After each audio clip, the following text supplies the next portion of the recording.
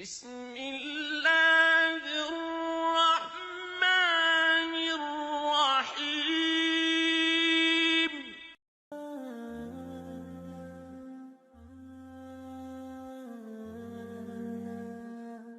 Bismillah, alhamdulillah. A lot of people trying to promote prejudice and hatred, Islamophobia today have been bringing up this issue of jizya. They call it a non-Muslim tax, which is factually incorrect. Let me explain. Every government, it needs funds to provide services to its citizens. For example, in the United States or in Europe, you get taxed. You look at your income, you get taxed 30%, 60%, depending where you live. You get taxed on sales. You go buy something from the store, 7%, 8%, 9%, you get taxed right away. And those taxes are taken to run the government. Now, in the Islamic form of governance, there are no taxes. That's not the way it works. So how will a government ruling by Islamic law provide those services as security, military, policing, welfare to its citizens?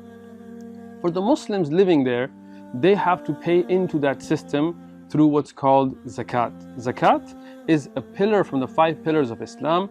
Every Muslim has a religious obligation to pay that towards the poor, the needy, the welfare that's going to be used by the state to help the needy, the less fortunate amongst the citizens. Muslims and non-Muslims benefit from zakat. From the categories that can receive zakat are those that are not Muslim. So now this is going to go on as a method to run the government, but also a ritual that is a worship, that is a part of the religious ceremonies of Islam. Now what about non-Muslims living in that government run by Islamic law that are going to be enjoying those benefits? Should they be obligated to pay zakat? Well, Islam tells you that you have the right to practice your own religion. And that means an Islamic obligation such as zakat is not going to be forced upon non-Muslims living under the Islamic government. What about defending the Muslim land? This is the responsibility of every Muslim. They have to defend the Muslim land. For example, in Israel, you have the IDF. They have a draft. Every Jewish Israeli has to sign up. But if you're a Palestinian, Arab, Christian, or Muslim, you are not asked to sign up. You're not allowed to serve. You have to support the Zionist state in other ways. So those people in the IDF, they have to serve as a religious obligation. In a Muslim state, you have the same thing. You have Muslims that have to join the army and defend the lands. But a non-Muslim is not going to be forced to do that because it's a religious obligation. And Islam does not force its religious values on others. So if you're going to be allowed to live by your own religion and still use the services being provided by the government, you have to pay into it. It's a very simple thing. If you use the services, you're going to be paid. So it is a service fee. It's not a non-Muslim tax, because if it's a non-Muslim tax, then even if you don't use the services, you should have to pay. But that's not the way jizya works.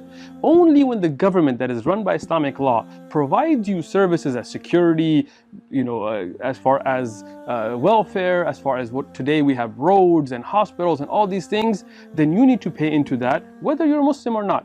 As a Muslim, you'll pay zakat, you'll give sadaqah, you will have those methods of giving which are religious obligations. As a non-Muslim, you will not be forced to follow Islamic religious practices, but you will pay jizya, which can be less than zakat sometimes. So this is not a non-Muslim tax, it is a service fee. I'll give you one example that should make it clear. In the United States, we have taxes that you have to pay.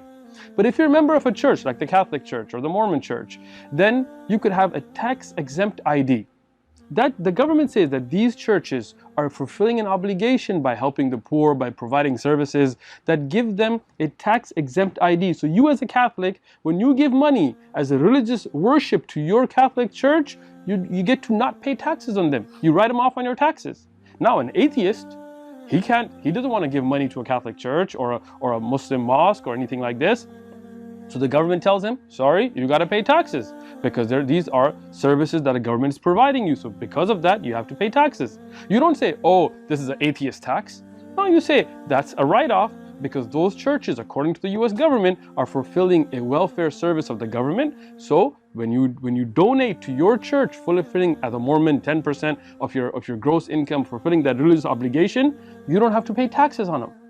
Same way in Islam, when you are fulfilling your obligation by giving zakat and sadaqah and serving in the army and obeying the ruler and doing what needs to be done to provide security and services, then you will not pay above paying zakat already.